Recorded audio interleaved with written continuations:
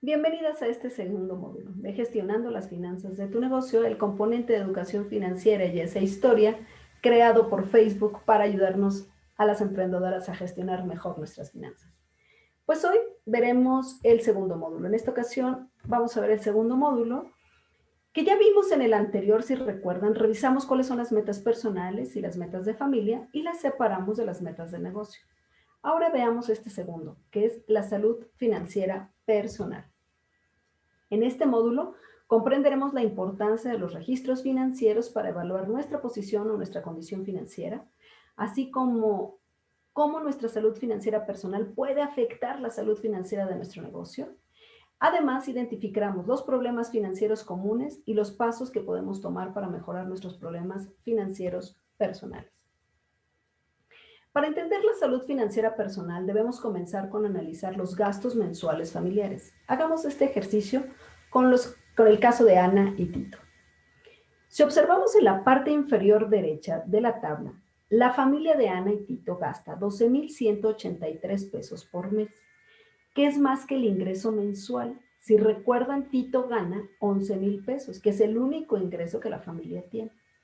Cuando la familia paga sus finanzas personales y del negocio desde la misma cuenta y no realiza un seguimiento de sus pagos y compras, Ana, por supuesto, no sabrá cuánto dinero realmente está generando el negocio, puesto que en este caso la familia de Ana está gastando más de lo que la familia ingresa. Ahora, observemos los activos y pasivos de Ana y Tito. Pero primero recordemos qué significa un activo y qué significa un pasivo. Los activos son las cosas que poseemos, como por ejemplo el efectivo, el equipamiento, los vehículos, la casa, las propiedades, si tenemos oro, los fondos de inversión, las acciones. Esos son los activos, lo que nosotros poseemos. Y los pasivos son las cosas que debemos, como por ejemplo los préstamos, los cargos a las tarjetas de crédito. Entonces veamos que los activos, en el caso de Ana y Tito, que están del lado izquierdo, tienen un valor de 383,140 pesos. Y del lado derecho veamos los pasivos, es decir, las deudas, que ascienden a 387,300 pesos. Es decir, ellos tienen más pasivos, más deudas, que activos, es decir, propiedades o bienes de ellos. Si comparamos los ingresos familiares con los gastos, vemos que el gasto mensual es superior al ingreso mensual y la balanza que observamos del lado izquierdo lleva el peso en los gastos. Ahora veamos los activos y pasivos de Ana y Tito. De activos ellos tienen 383,140 pesos y de pasivos, que son las deudas, tienen 383,300 pesos. También los pasivos familiares son mayores que los activos y de igual forma la balanza tiene mayor peso respecto a las deudas que respecto a las propiedades. En este punto es necesario resaltar la importancia de diferenciar entre necesidades y deseos. Sin embargo, muchas personas mezclamos ambos y al no distinguir la diferencia entre los dos, el dinero se termina usando en satisfacer solo deseos.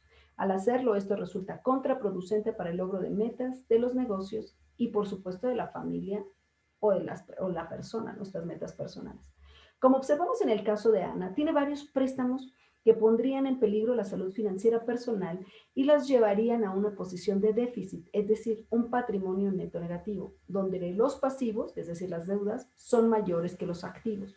Además, es necesario ser consciente que los costos de los préstamos de consumo son muy altos, que seguramente son el caso de Ana y Tito. Si recuerdas, Ana le debe a su mamá 8,000 pesos, que fue el módulo pasado que vimos el caso de Ana. Pero este no es un préstamo comercial que empleará para el negocio. Este más bien es un préstamo comercial que empleará para el negocio, por lo que no debe incluirse en el pasivo de la familia, ya que es un préstamo que obedece exclusivamente a las operaciones del negocio y no es un préstamo personal.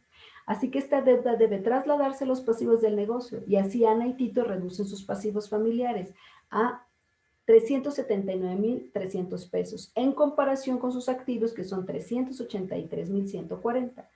Así que, como se ajustaron estos activos y pasivos, estableciendo diferencias entre la familia y el negocio, Ana y Tito también deben ajustar los gastos familiares, eliminando el reembolso de este préstamo y contabilizándolo bajo las finanzas del negocio. Entonces, cuando tenemos condiciones en donde la balanza tiende a los gastos o tiende a los pasivos, tenemos que hacer reestructuraciones, observar si esos gastos o esas deudas corresponden verdaderamente a la familia o le corresponden al negocio y trasladarlos al negocio. Ahora bien, ya vimos que Ana y Tito tienen problemas financieros, gastan más de lo que ganan y antes del ajuste debían más de lo que tienen. Estos problemas financieros son muy comunes y se dividen principalmente en 3 categorías. El primero, efectivo insuficiente, que representa ingreso bajo, nulo o falta de ahorros y gastos inesperados. El segundo, demasiada deuda. Quiere decir que se tienen demasiados préstamos, gastos de intereses altos y mala calificación crediticia. Y el tercero, gastos descontrolados, es decir, falta de presupuesto, gastos impulsivos y gastos de más. Seguramente has escuchado que hay personas con una mala calificación crediticia, lo cual sugiere que la prestataria ha experimentado dificultades para pagar sus préstamos en el pasado y podría seguir el mismo patrón en el futuro. Esto afecta las posibilidades de que la persona pueda ser aprobada con un préstamo futuro o conseguir incluso términos favorables, es decir, tasas de interés más bajas en un nuevo préstamo. Para mejorar nuestra situación financiera, primero debemos mirar nuestros registros financieros para identificar la fuente de nuestros problemas. Solucionar nuestros problemas financieros requiere autodisciplina, perseverancia y un cambio de pensamiento. Requiere cambiar nuestro estilo de vida para vivir con lo que contamos y la disciplina para no adquirir más préstamos mientras pagamos nuestras deudas. También requiere perseverancia y creatividad para buscar formas de generar más ingresos alternativos. Si observamos el lado izquierdo de la diapositiva que ustedes están viendo en pantalla, cuando nuestros ingresos son mayores que nuestros gastos y esto nos permite ahorrar, nuestra situación financiera es sólida. Sin embargo, cuando nuestros ingresos son menores que nuestros gastos, nuestra situación financiera es débil. Cuando tenemos una situación financiera débil, tenemos problemas financieros. Aquí algunas formas de manejar nuestros problemas financieros personales. Haz seguimiento de tus gastos. Esa es una recomendación muy importante. Haz un seguimiento puntual de qué es en lo que gastas. Registra todos los gastos y diferencia entre las necesidades de los deseos. Crea un presupuesto.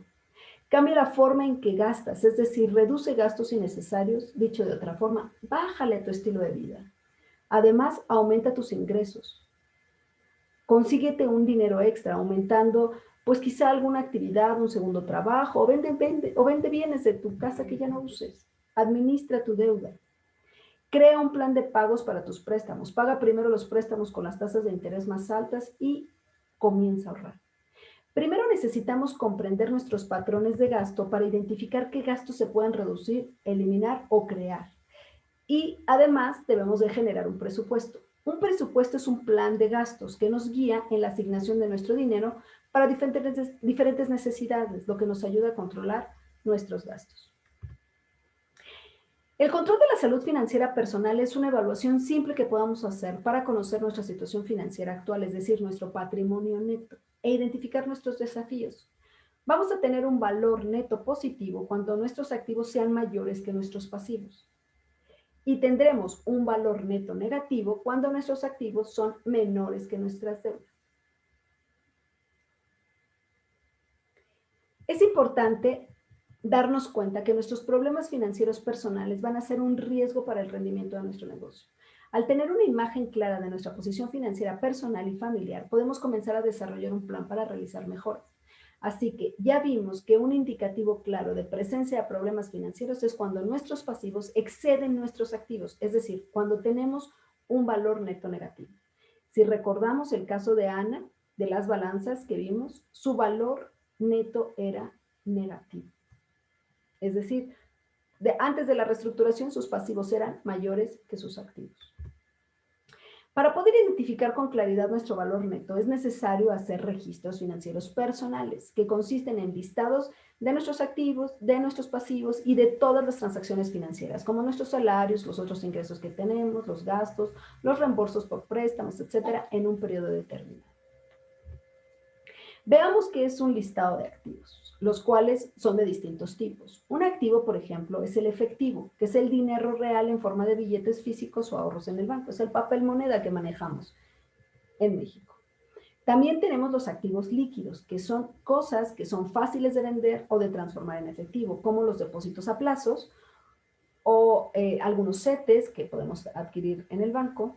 Así también tenemos los activos de uso personal, que son las cosas que se utilizan para uso personal, pero que no generan ingresos, como nuestra casa, nuestras joyas, nuestro automóvil personal. Es decir, los usamos solo para el uso, para gusto y necesidades de la familia.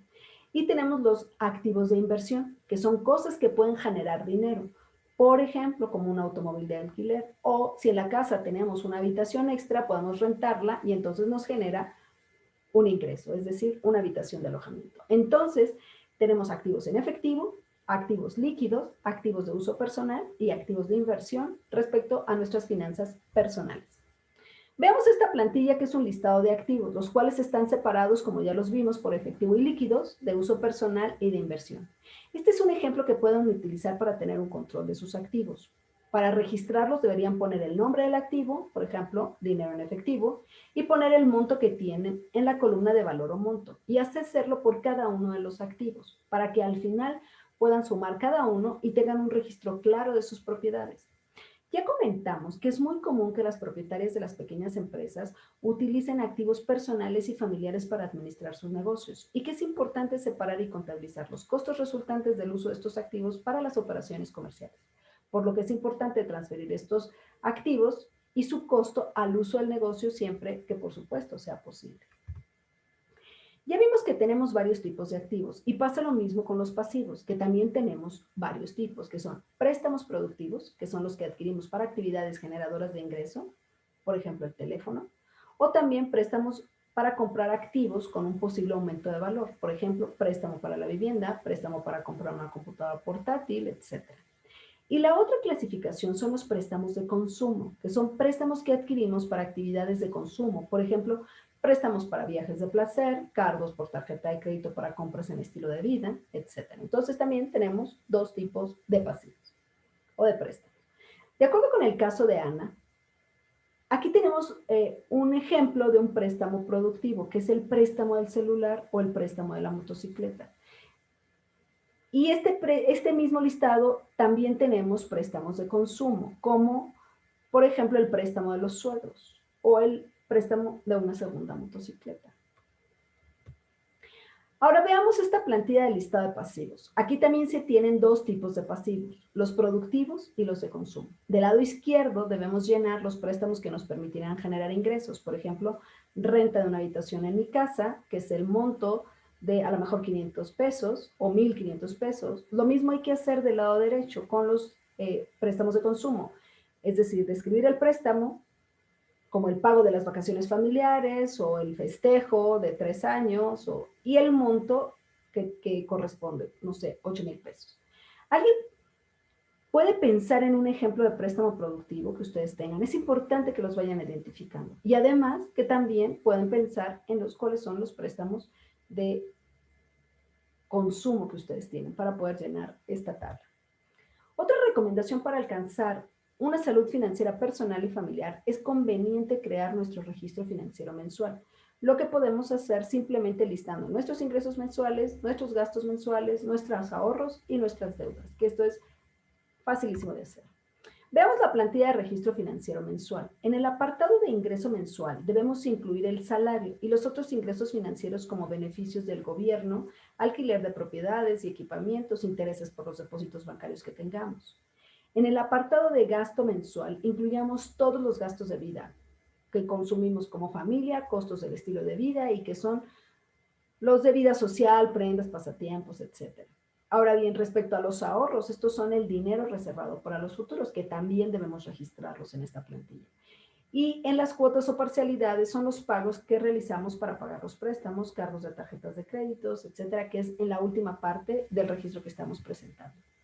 Este ejercicio de registro financiero es muy conveniente que lo hagan con tiempo para que sea lo más cercano a la realidad. Al hacer este ejercicio, es decir, al listar nuestros ingresos, nuestros gastos, ahorros y préstamos, podemos ver cómo gastamos nuestro dinero y determinar las medidas que utilizamos para el uso de nuestro dinero y poder modificar algunas acciones que puedan ser óptimas. Es decir, podremos comparar qué asignación es mayor, costos de vida contra costos de la vida diaria contra costos de estilo de vida, o ahorros mensuales contra costos del estilo de vida. Veamos ahora el caso de Ana. Conozcamos su registro financiero familiar y personal. Si observamos, lo voy a hacer un poco más grande para que lo podamos observar de mejor forma. Ella aquí tiene sus finanzas actuales y tiene, si recuerdan, su ingreso mensual es como familia, que es el que estamos viendo, la salud de la familia.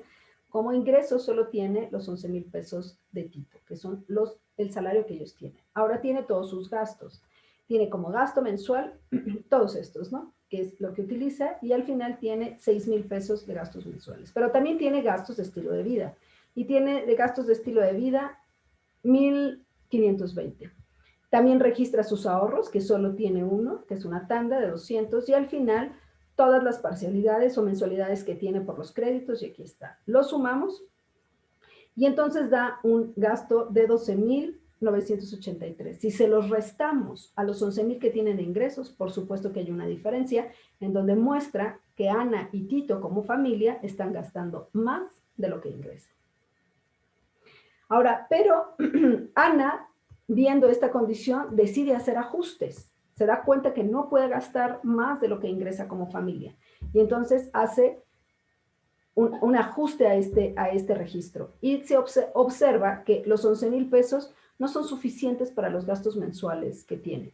Respecto a las mesadas que le da a sus hijos, considera que son muy altas, sobre todo porque tiene un niño pequeño de 7 años, y entonces decide hacer una reducción en una tercera parte. Además, también observa que su niña ya tiene 3 años y sigue utilizando pañales, y aquí está dentro de sus gastos de vida diaria los pañales. Entonces, decide ya eliminar los pañales, enseñarle a la niña a ir al baño y entonces eliminar ese gasto de familia. Ahora, también observa que en el caso del estilo de vida, tiene gastos como entretenimiento de familia o los cigarros de Tito, y esto podría reducirse o eliminarse, y entonces decide hacer un ajuste para ya no gastar en eso. Y además también las compras personales de Ana también considera que deben reducirse por los ingresos que tiene la familia. Ahora bien, en el caso del ahorro, Ana solo tiene un ahorro y pretende seguir igual, y en el caso de las cuotas que ella tiene tienen 2 motocicletas, 2 créditos para las motocicletas. Entonces ella observa que no es oportuno tener 2, que con 1 es suficiente, y entonces van a hacer algo para reducir ese segundo crédito. Y además, este préstamo que tiene con su madre, si recuerdan, este préstamo no es para la familia, o ese dinero no se va a utilizar para actividades o bienes de la familia, sino para el negocio. Por lo tanto, este préstamo o este crédito se tiene que trasladar al negocio. Con estos ajustes que Ana hizo, entonces ella hace una reducción de todos los gastos que tiene, tanto de su vida diaria como de su estilo de vida, como del ahorro, y entonces ella obtiene estos ahorros. Esa diferencia, y al final del periodo ella, en lugar de gastar 12,000, gasta 10,123 pesos, lo que le permite tener un ahorro o una diferencia de 2,080, lo que le permite entonces que con el ingreso de Tito ella pueda comenzar a ahorrar. Entonces, este es el propósito de hacer un registro financiero, que primero permitas conocer cuál es la situación actual, pero además, a partir de esa condición actual, poder hacer ajustes que me permitan no tener más gastos que mis ingresos, y además me permita llegar al ahorro. Además de verlo en el caso de Ana de manera monetaria, como lo vimos en el registro, también podemos usar indicadores financieros para determinar nuestra posición o nuestra condición financiera personal o como familia. Y los indicadores son el valor neto, que debe ser al menos del 60% de los activos totales. Las parcialidades o mensualidades no deben exceder del 30% de nuestro ingreso, y el fondo de emergencia debe ser de al menos de 3 a 6 meses de nuestro gasto como familia. Además, el ahorro debe ser un mínimo del 10% del ingreso que genere la familia o la persona, y el costo del nivel de vida debe ser menor que el indicador del ahorro. Es decir, tenemos que gastar menos en estilo de vida que lo que ahorramos. Veamos cómo es que Ana lo hace, evalúa su situación financiera. Dijimos que el patrimonio neto es la diferencia entre los activos y pasivos, y saludable es que sea mayor al 60%. Entonces, si nosotros a los activos los dividimos entre los pasivos nos da un indicador del 80%, es decir, Ana no está, no tiene un patrimonio neto positivo. Ahora, respecto a las cuotas y parcialidades, dijimos que las cuotas deben ser máximo el 30%. Ana tiene 4,400 de préstamo, de ingreso 11,000. Dividimos 4,400 entre 11,000 y me da el 40%. Ana también debe más de lo que el indicador me dice para tener una salud financiera. Entonces, ella también tendrá que reducir los préstamos que tiene y las mensualidades. Ahora, respecto al fondo de emergencia, idealmente debe ser de 3 a 6 meses de los gastos que tiene como familia. Ana solo ahorra 200 pesos, pero tiene gastos mensuales 11,850. Dividimos 200 entre 11,850 y apenas me da el 0,56, es decir, el 1%. Es decir, ni siquiera alcanza ni siquiera un mes, ¿no? Ni siquiera la posibilidad de un fondo de emergencia mensual. Ahora, respecto a los ahorros, tiene que ser mínimo el 10% del ingreso. Ana ahorra 200 pesos. El ingreso es de 11,000. Divido 200 entre 11,000 y me da 1,82. Es decir, no, estoy muy lejos del indicador para que consideren que tengo una salud financiera personal buena. Y respecto a los costos del estilo de vida, dice que debe ser menor al ingreso. Ana gasta 1,120 de estilo de vida y tiene un ingreso de 11,000 pesos. Divido 1,120 entre 11,000 y me da un indicador de 10,18, pero tengo que compararlo con el ahorro. De estilo de vida tengo el 10,18, de ahorro el 1,82. Y si recuerdan, tendría que ser al revés. O sea, tengo que tener menos estilo de vida que ahorro. Y Ana está al contrario. Entonces, si observamos, pues Ana y su familia no tienen una salud financiera personal. Hay muchos problemas financieros en su familia que por supuesto serán trasladados al negocio. Hasta aquí la salud financiera personal. Veamos el resumen. Los problemas financieros personales surgen principalmente de una falta de efectivo, de tener demasiadas deudas o un gasto descontrolado. Manejar los problemas financieros requiere de autodisciplina, perseverancia y un cambio en el estilo de vida. Ya lo vimos como en el caso de Ana. Hacer un seguimiento de tus ingresos, de tus gastos, de tus ahorros y de tus deudas te permite armar un presupuesto. Un presupuesto es un plan de gastos que sirve de guía para asignar y gastar en diferentes necesidades y así ayuda a controlar los gastos. Los activos son lo que tienes y los pasivos lo que debes. Si tus pasivos son más altos que sus activos, debes tomar medidas para remediar tu salud financiera. Es crucial que separes las finanzas personales de las de tu negocio, ya que tu salud financiera puede afectar las finanzas y rendimiento del negocio. Separa y contabiliza el uso que se le da a todos los bienes familiares para que las operaciones comerciales de tu negocio no afecten y cobra al negocio los costos correspondientes a los costos fijos de tu negocio. Pues hasta aquí el segundo módulo de gestionando las finanzas de tu negocio en el programa de Ellas e Historia que crea Facebook, el módulo de salud financiera personal. Nos vemos en el siguiente. Hasta pronto.